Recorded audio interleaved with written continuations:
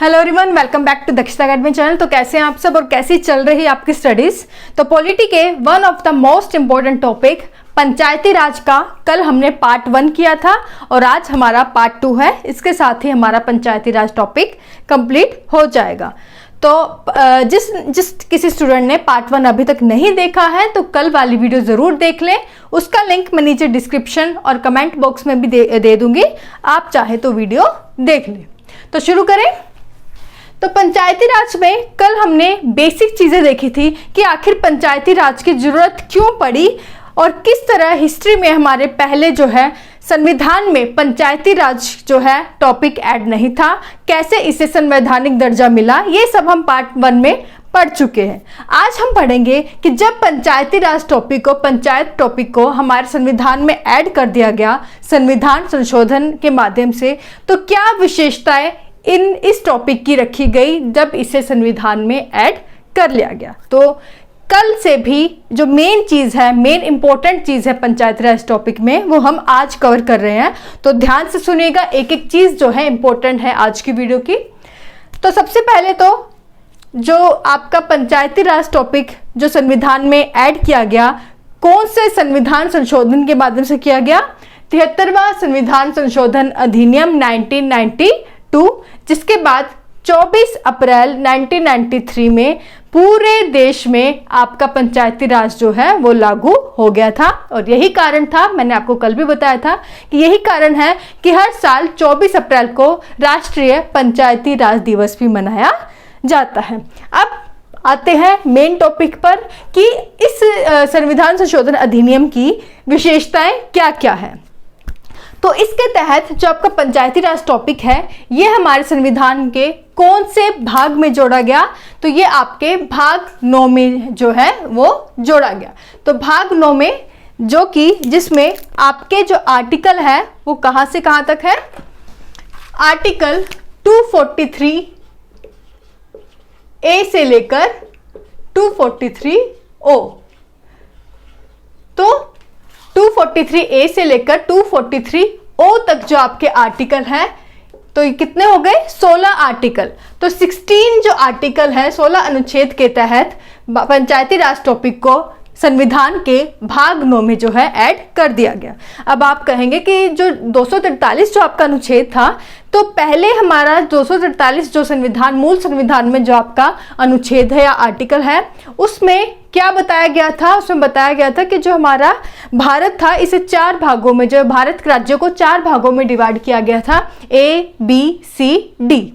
लेकिन जब हमारा 1956 में राज्य पुनर्गठन आयोग बना, तो उसके अनुसार राज्यों को किस तरह से डिवाइड किया गया वो हमने राज्य पुनर्गठन आयोग में पहले हम कंप्लीट कर चुके हैं।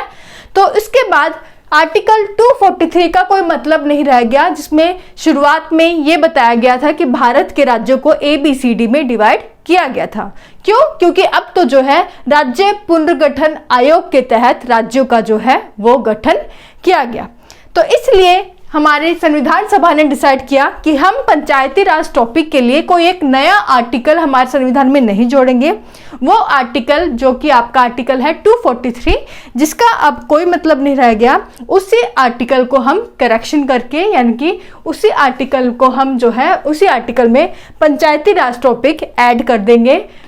आर्टिकल 243 ए से लेकर 243 ओ तक, जिसमें टोटल आपके 16 आर्टिकल आते हैं। तो ठीक है, ये चीज क्लियर हो गई कि भाग 9 में इसे जोड़ा गया है।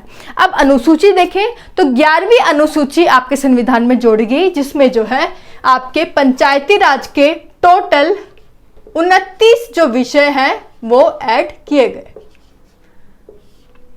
तो 11वीं अनुसूची में पंचायती राज टॉपिक आपका संविधान में जोड़ा गया, जिसमें आपके पंचायती राज में पंचायतों के सुधार के बारे में, गांवों को किस तरह से सशक्त किया जा सके, उससे रिलेटेड जो 29 विषय हैं इस अनुसूची में शामिल किए गए। उसके बाद मेन चीज आती है, ये तो हमने देखा कि कहाँ संविधान में पंचायती राज टॉपिक को ऐड कर दिया। अब हम देखेंगे कि क्या विशेषताएं जो है संविधान में पंचायती राज के बारे में बताई गई है। तो सबसे पहले तो जो आपका पंचायती राज होगा ये कैसा होगा? त्रिस्तरीय ढांचा होगा। 3 स्तर पर जो है आपकी पंचायती राज को जो है बनाया गया। कौन कौन से?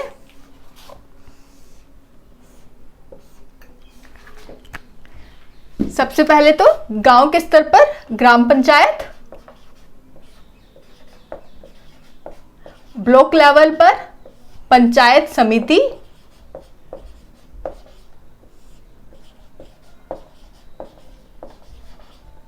और जिले स्तर पर आपकी जिला पंचायत या जिला परिषद। तो 3 स्तर पर जो है आपकी पंचायती राज को जो है इसका ढांचा जो है इस तरह से बनाया गया।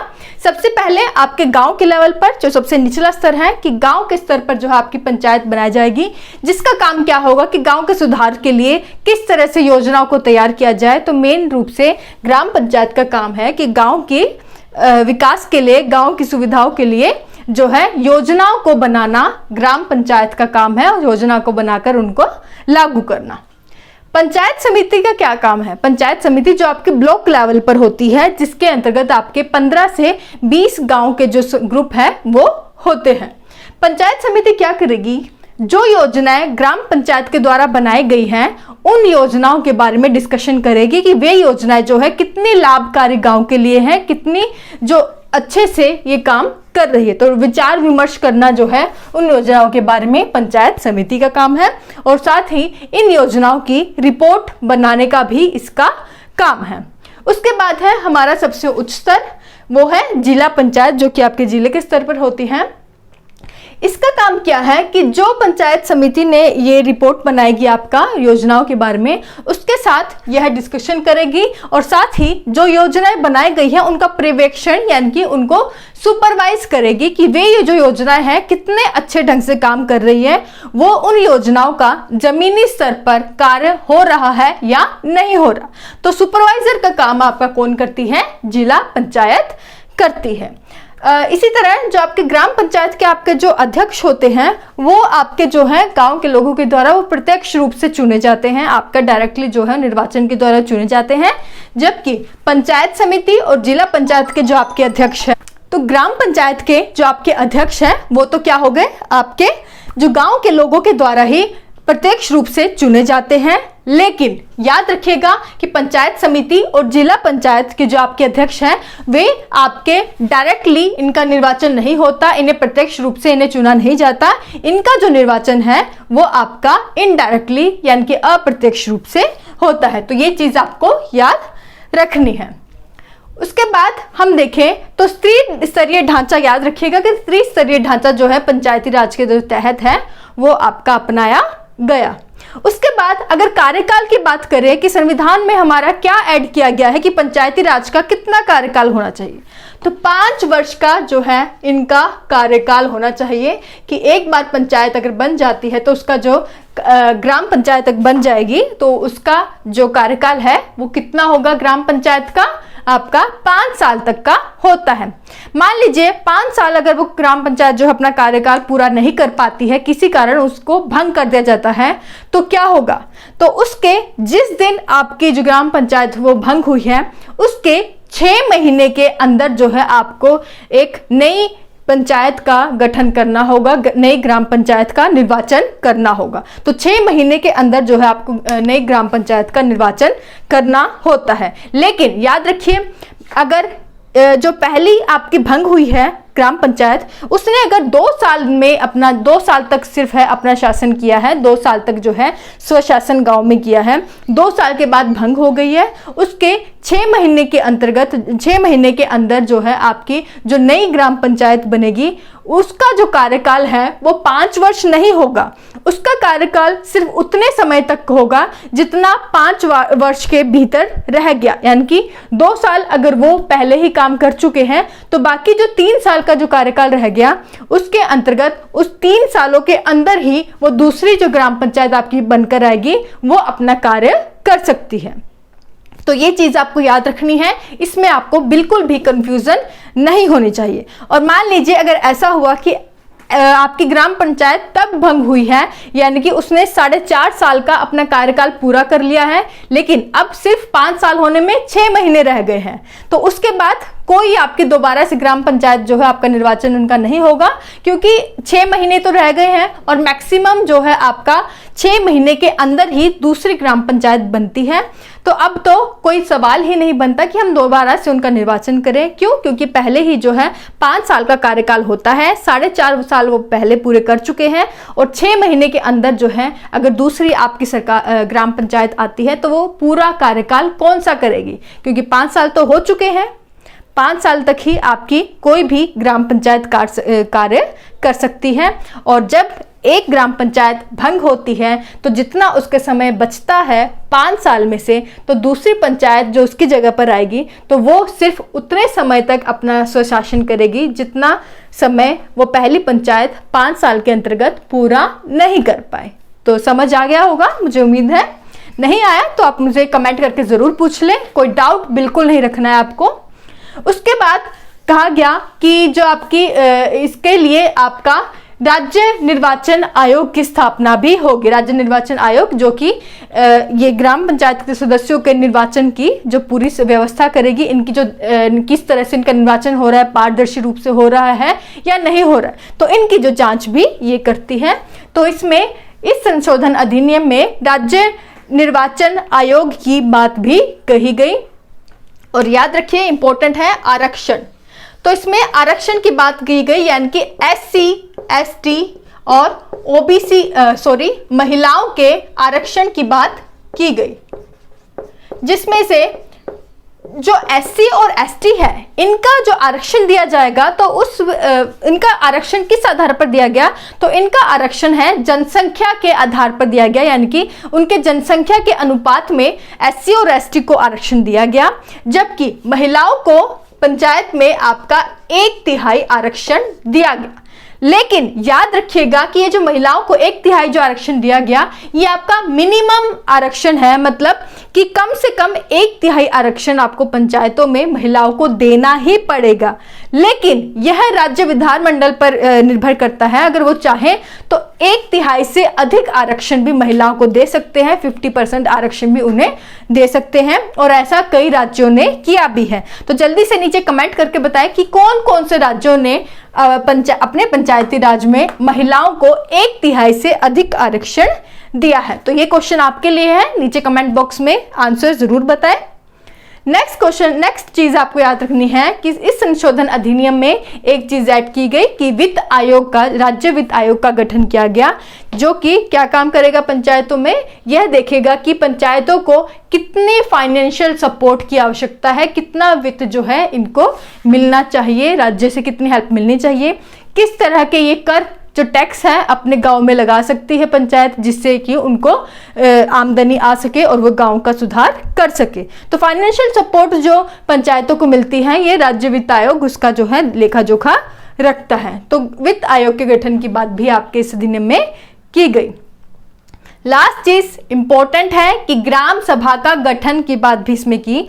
अब ग्राम सभा क्या है, तो ग्राम सभा कुछ नहीं है, उस गांव के जो आपके रजिस्टर्ड वोटर है, यानी कि जो निर्वाचक मतदाता है, जो कि जिनकी जो एज है 18+ हो चुकी है, जो कि क्या है अब रजिस्टर्ड वोटर बन चुके हैं, उनकी जो एक लिस्ट है वो आपकी मतदाता सूची में बनाई जाती है कि वे जो लोग हैं वे पंचायत को चुनने में क्या है आपके सक्षम है ना। तो उस गांव की जो पंचायत होगी उनको वो जो सरपंच है, मुखिया है, उनको वो चुन सकते हैं। तो ग्राम सभा का गठन क्या है, मतलब ग्राम सभा में वे लोग आपके उनकी लिस्ट रखी होती है, उन रजिस्टर्ड वोटर की लिस्ट होती है जो कि 18+ हो चुके हैं।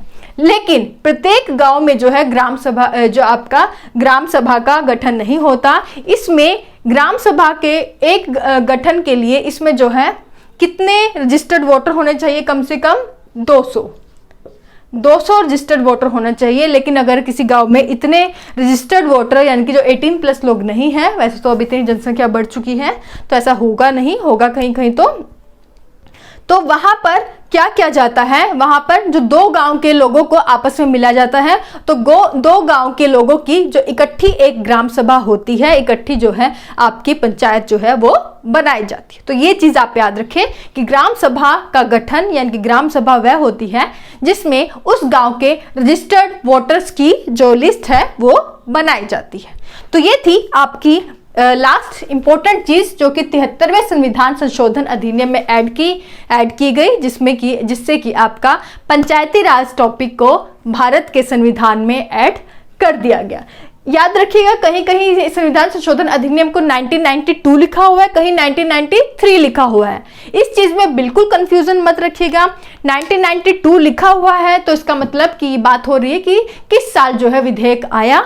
1993 लिखा हुआ है तो इसका मतलब कि पूरे देश में पूर्ण रूप से लागू कब हो गया, 1993 में। तो ये चीज आपको याद रखनी है। तो इसी के साथ हमारा जो पंचायती राज का जो सेकंड पार्ट है वो भी कंप्लीट हो गया है, और उम्मीद करती हूँ मेरे साथ आपका भी जो पंचायती राज जो टॉपिक है वो आपको अच्छे से समझ आ गया हो। कोई डाउट रह गया हो, मैं बार बार बोलती हूँ, आप नीचे कमेंट करके पूछ लें। इसकी जो नेक्स्ट क्लास हम रख भी सकते हैं, नहीं भी रख सकते, आपके कमेंट के आधार पर। अगर आपको लगता है कि कोई चीज़ हमारी छूट रही है या फिर कोई चीज़ अगर आपको अच्छे से समझ नहीं आई है तो हम उसे नेक्स्ट पार्ट में भी ले सकते हैं। वरना मेरी तरफ से ये जो टॉपिक है, इंपॉर्टेंट जितनी भी चीज़ें बनती थी वो सब हमने पंचायती राज टॉपिक में कंप्लीट कर ली है। एक और चीज़, पॉलिटिकल साइंस की मैं वीडियोस पहले बहुत बना चुकी हूँ आपके चैनल पर। अगर आपको वो वीडियोस देखनी है तो उनका लिंक मैं नीचे डिस्क्रिप्शन और कमेंट बॉक्स दोनों में दे दूंगी, आप वहां जाकर जो है वीडियोस देख सकते हैं। वीडियो अगर अच्छी लगे तो प्लीज़ लाइक करें, अपने फ्रेंड्स के साथ ज़रूर शेयर करें, और चैनल पर अगर नए हैं तो सब्सक्राइब ज़रूर कर लें। आज के लिए बस इतना ही। Thank you so much.